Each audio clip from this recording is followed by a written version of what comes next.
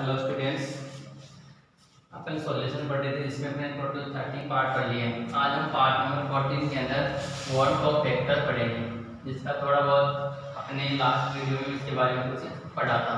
ठीक है, one top vector आई।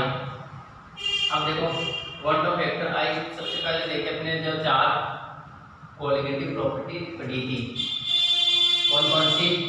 एक तो lowering, relative lowering of vapour pressure, दूसरा आपने पढ़ा था फ्रीजिंग पॉइंट या उसमें पढ़ा था अपने लोअरिंग फ्रीजिंग पॉइंट, और अगला आपने पढ़ा था ऑस्मोटिक प्रेशर। तो ये जो कोलिगेटिव प्रॉपर्टीज जो होती है, इन कोलिगेटिव प्रॉपर्टीज के बीच और वन टॉप गुणों के बीच में क्या रिलेशन होते हैं, सबसे पहले अपन वो देखते हैं। तो यानी कि for colligative property, colligative property सबसे पहले एक तो क्या था, फ्लोरिंग ऑन वेपर प्रेशर बराबर था अक्स डी। ये था आपने फॉर्मूला देखा था, लोअरिंग ऑफ वेपर प्रेशर क्या था, P not minus T upon P A not. तो अगर इसके वन टॉप गुणांक के बीच में रिलेशन देखेंगे तो क्या होगा, ये आई, यहाँ पे अपन क्या लिखेंगे, आई इंटू एक्स बी, है ना। यानी वन टॉप वेक्टर किस पे निर्भर करता है, एक्स बी के ऊपर ही निर्भर करता है। अगर हम डेल्टा टी बी निकालेंगे तो डेल्टा टी बी के लिए अपन क्या लिखेंगे, A B into W B into 1000 और M B into W A, ये लिखा था ना। तो इसके वन टॉप वेक्टर में लिखेंगे तो क्या लिखेंगे, इसको यहाँ पे आई लिख देंगे। और आई कैसे निकालना है आपको पता है, लास्ट में वीडियो में अपने देखा था। आई कैसे निकाले, आई ऊपर लिखते हैं जो नंबर ऑफ मोल ऊपर लिखते क्या लिखते, आई बराबर लिखते तो क्या लिखते, number of mole after dissociation and association, और नंबर ऑफ मोल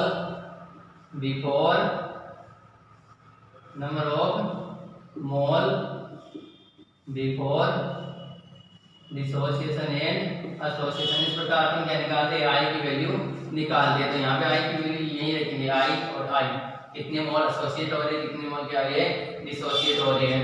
ठीक है, डेल्टा टीएफ निकालेंगे तो क्या लिखेंगे अपन, डेल्टा टीएफ के लिए TF into W B into 1000 upon M D into W A. तो इसके वन टॉप वेक्टर में लिखेंगे तो क्या लिखेंगे, I. Osmotic pressure T equal to क्या होता है, या तो होता है सी आर टी। तो इसके लिए अपन क्या लगाएंगे, आई लगा देंगे। जब आई इक्वल टू होता है W B into R T upon M D into V, तो यहाँ पे क्या लगा देंगे, आई लगा देंगे।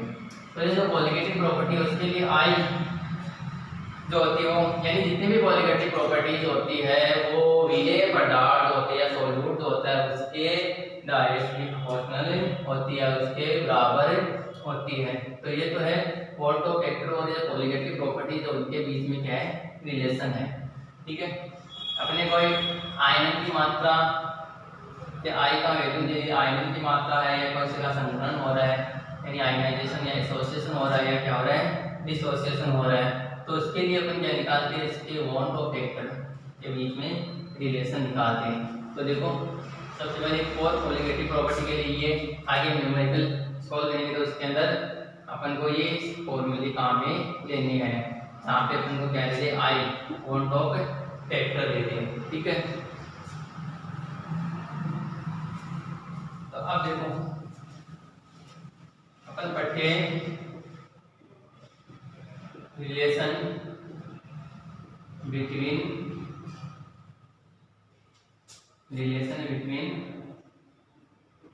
One of vector I and degree of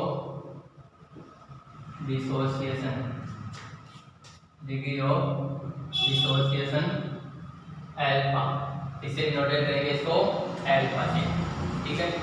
यानी बॉन्ड ऑफ गुणांक व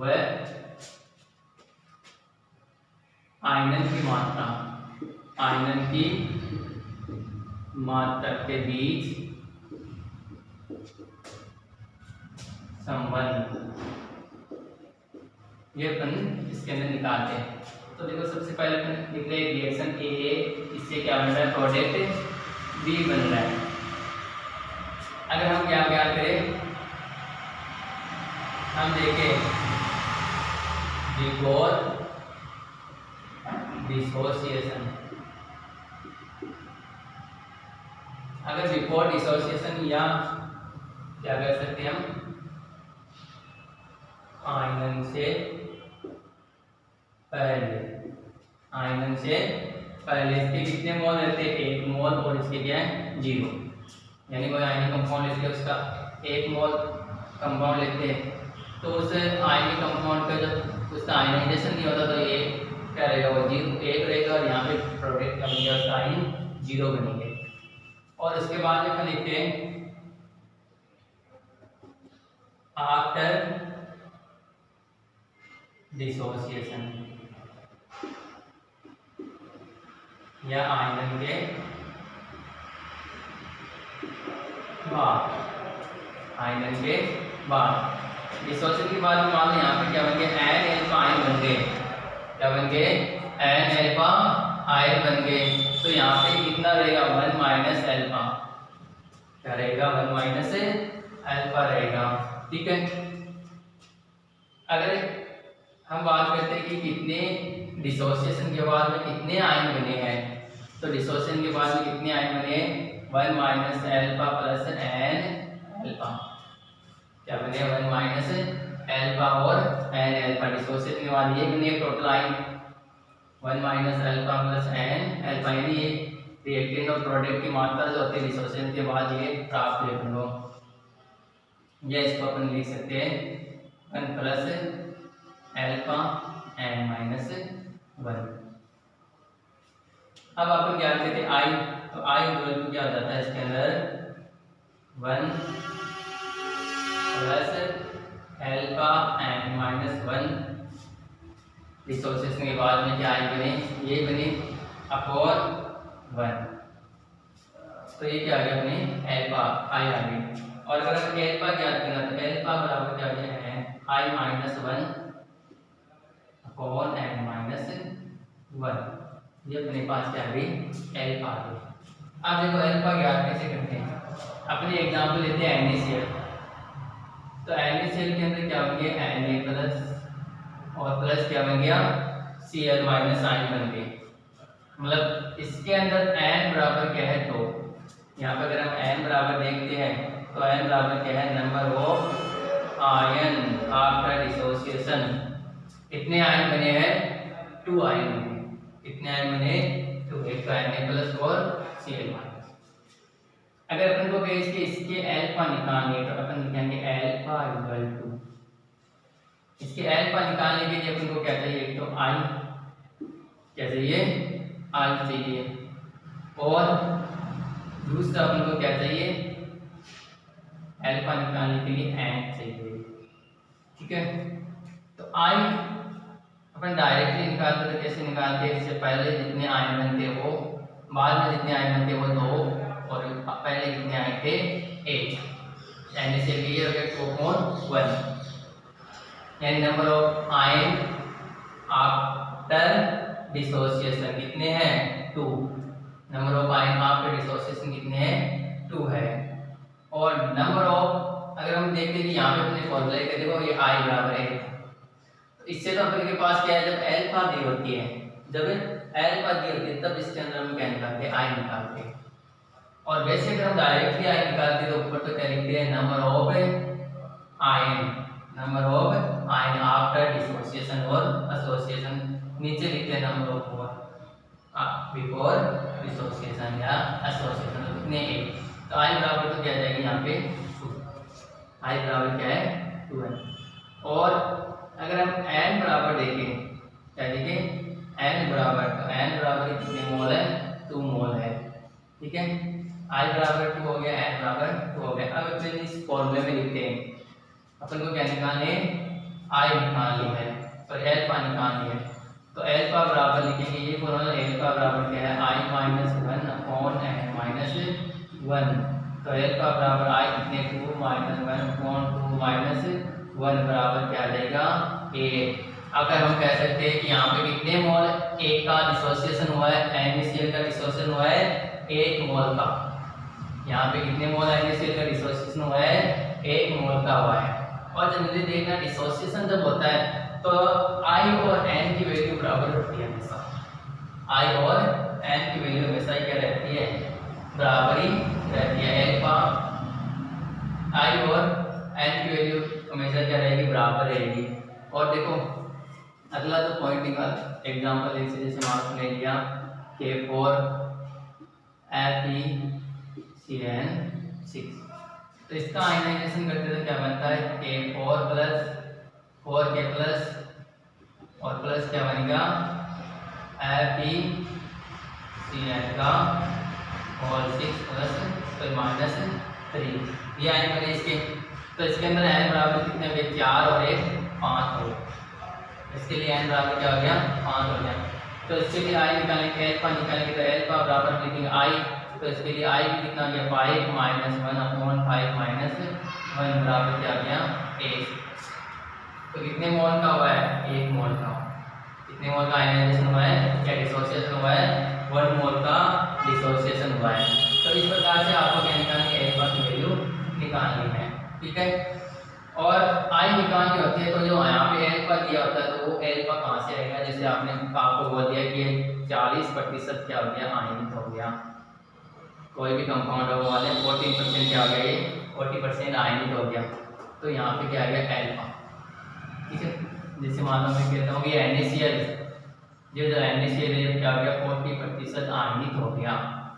तो अपन इसके लिए निकालेंगे आई, तो कैसे निकालेंगे 1 प्लस 40 और यह हो गया कितने मोल है 2 मोल है, कितना है 2 माइनस 1 अपॉन टोटल कितना था उसमें से 40% हुआ है 100 में से, कितने में से हुआ है 100 में से उसका क्या हो गया 40% हो गया। तो इस प्रकार से आपको यहाँ पे क्या निकालनी है आई निकालनी है, एल्फा निकालनी बता दिया आपको आई अपॉन एन, क्या हो गया आई अपॉन आई माइनस 1 और एन माइनस 1, वही अपने पास क्या जाती है एल्फा आ जाती है, ठीक है। तो आई की वैल्यू इस प्रकार से निकालेंगे और एल्फा की वैल्यू बने इस प्रकार से निकालेंगे। इससे रिलेटेड हम क्या पढ़ेंगे न्यूमेरिकल्स पढ़ेंगे। तो देखो फर्स्ट एक न्यूमेरिकल देखते हैं,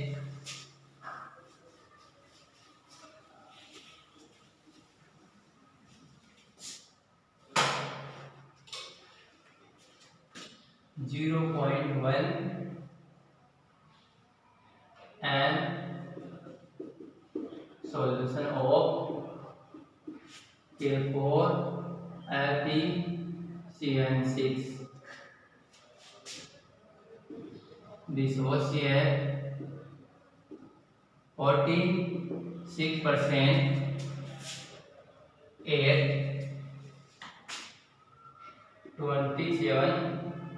27 डिग्री टेम्परेचर। तो अपन को क्या करना है कैलकुलेट द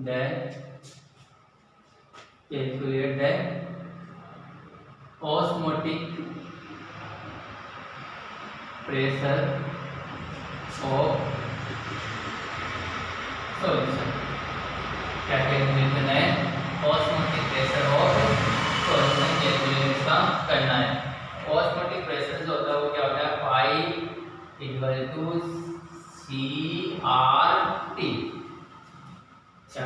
देखिए डिसोशिएट दिया यहाँ पे, इसका मतलब अपने क्या लिखेंगे यहाँ पे आई भी लिखेंगे कि यहाँ पे क्या लगेगा वर्ड ऑफ टेक्टर भी लगेगा। अगर एसोसिएट और डिसोशिएट आ जाएगा तो क्या लगेगा आई। तो पाई से डायरेक्टली अपन डिसोशिएट नहीं दिया होता तो डायरेक्टली अपन लिखेंगे पाई बराबर CRT।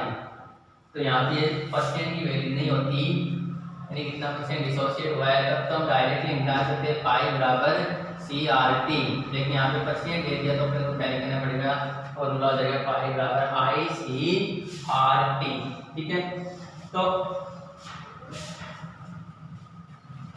देखो इसके अंदर C इक्वल टू तो क्या है 0.1, ठीक है, और देखते हैं इसके अंदर T इक्वल टू तो कितना है 27 प्लस टोटल कितना है 300 वैल्यू, और R बराबर क्या है 0.082, ये गैस कांस्टेंट होता है, इसका मान क्या होता है ये फिक्स होता है। ठीक है, और I इसके अंदर तुमको दिया ही नहीं है, तो सबसे पहले पाई निकालने के लिए सबसे पहले तुमको क्या कैलकुलेशन करना पड़ेगा I का, इसका करना पड़ेगा I का।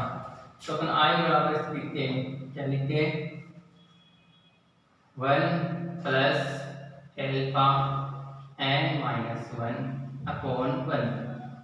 ठीक है, तो I बराबर 1 प्लस एल्फा कितना परसेंट है 46, और ये कितना n कितने बनते हैं इसके अंदर, इसका जो माइनाइजेशन करते हैं तो कितने n बनेंगे K4 और FeCl6, कितने आयन बनेंगे 4K प्लस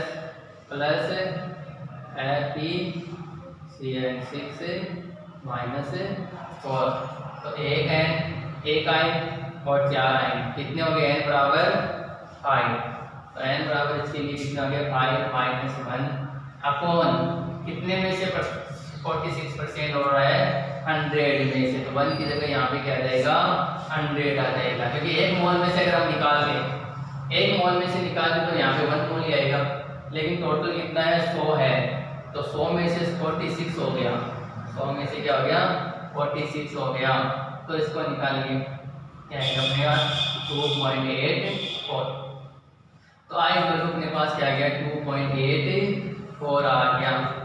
अपन को क्या निकाले पाई बराबर निकाल, तो पाई बराबर क्या है I तो क्या है 2.84 इंटू C क्या है 0.1 इंटू T क्या है 0.821 इंटू R है 0.821 इंटू T क्या है ये, तो यहाँ पे अपने पास क्या आ जाएगी ये n की वैल्यू आ जाएगी। ठीक है, यहाँ पे अपने पास क्या आ जाएगी पाई की वैल्यू आ जाएगी, राशन डालेंगे ऑस्मोटिक प्रेशर आ जाएगा।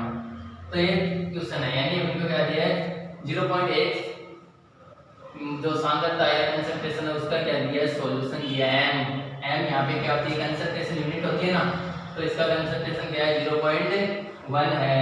ठीक है, और इसका डिसोसिएशन हो रहा है कितना परसेंट हो रहा है 46% हो रहा है, कितने डिग्री सेंटीग्रेड टेम्परेचर 27 पे, या अपन केल्विन में निकाले तो 300 केल्विन पे, तो इसका क्या करना है हमको ऑस्मोटिक प्रेशर कैलकुलेट करना है। आप इसे जनरली देखते तो पाई बराबर CRT होता है, ऑस्मोटिक प्रेशर का वो तो कब लगाते हैं जब यहाँ पे ये नहीं दिया होता है, ये दे दिया तो अपन को क्या लिखना है यहाँ पे ICRT। तो ये तो क्या हो गया फर्स्ट क्वेश्चन, जिसको अपन या फर्स्ट रिलेशन है इसके बीच में ये ऑटो फैक्टर और डिग्री ऑफ डिसोसिएशन। यहाँ पे अपन को क्या पूछा है ऑस्मोटिक प्रेशर पूछा है, क्या पूछा है ऑस्मोटिक प्रेशर पूछा है। ठीक है, अपन को ऑस्मोटिक प्रेशर की जगह और क्या पूछ सकते हैं, यहाँ पे मोल पूछती लोअरिंग ऑफ फ्रीजिंग पॉइंट पूछ सकते हैं। ठीक है, या उसका अपन को डेल्टा टीबी भी पूछ सकते हैं, उसका भी सूत्र अपने लिखा है डेल्टा टीएफ भी पूछ सकते हैं। तो इसके अंदर अपन को क्या लिखना है, अगर डिसोसिएशन देते तो उसके अंदर क्या लिखना है आपको आई लिखना है। ठीक है, अब दूसरा जो रिलेशन आता है वो इसके बीच में आता है, ये तो क्या है डिसोसिएशन के बीच में है, और दूसरा जो पढ़ेंगे वो किसके बीच में आएगा एसोसिएशन, डिग्री ऑफ एसोसिएशन। इसको भी अल्फा से डिनोट करेंगे, यानी संगुणन की मात्रा, क्या करेंगे संगुणन की मात्रा के बीच में। ठीक है, तो देखो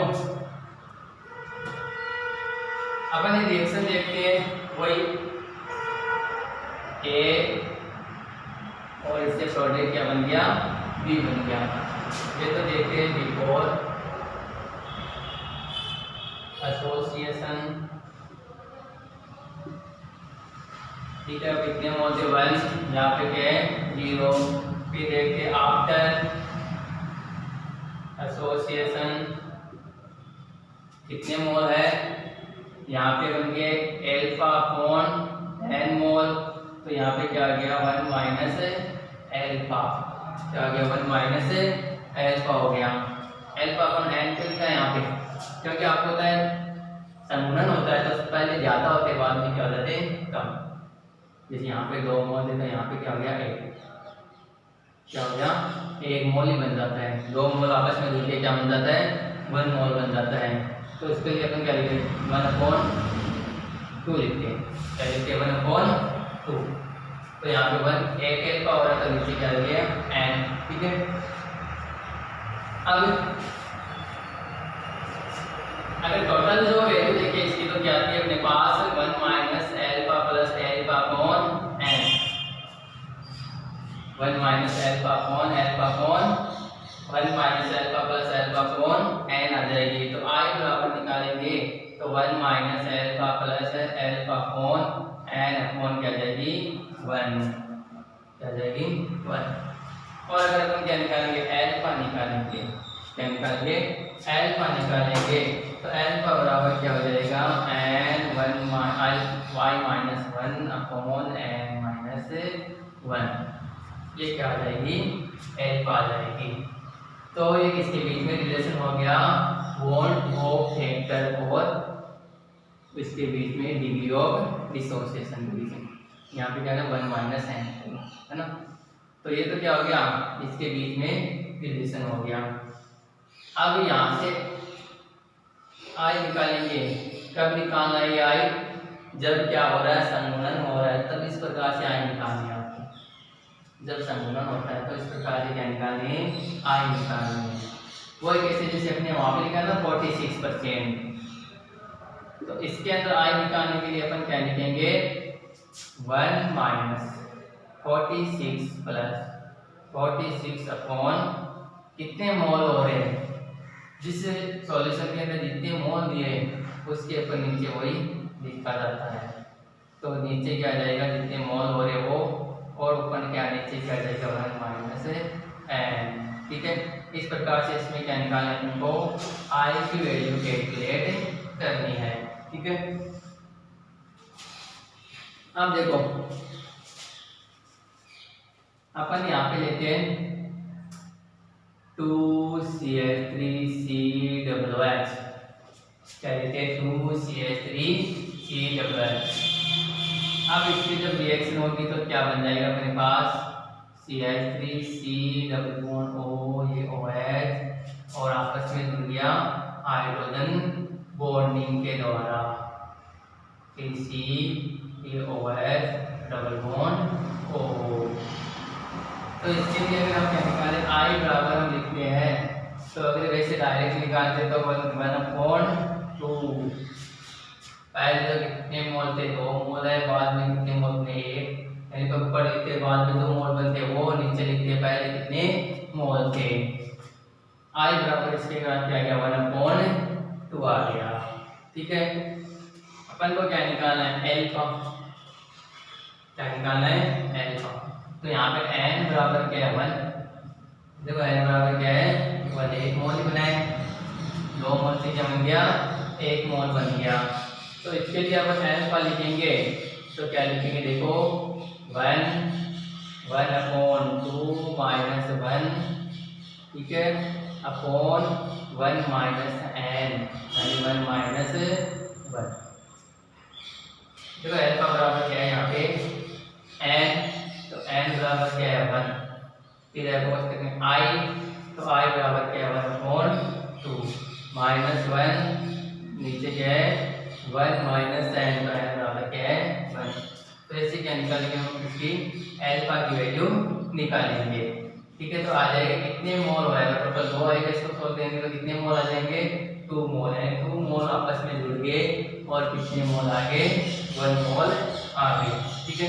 तो इस प्रकार से आपको जैसे एसोसिएशन देते तो एल्फा की वैल्यू इस प्रकार अपन को कैलकुलेट करनी है।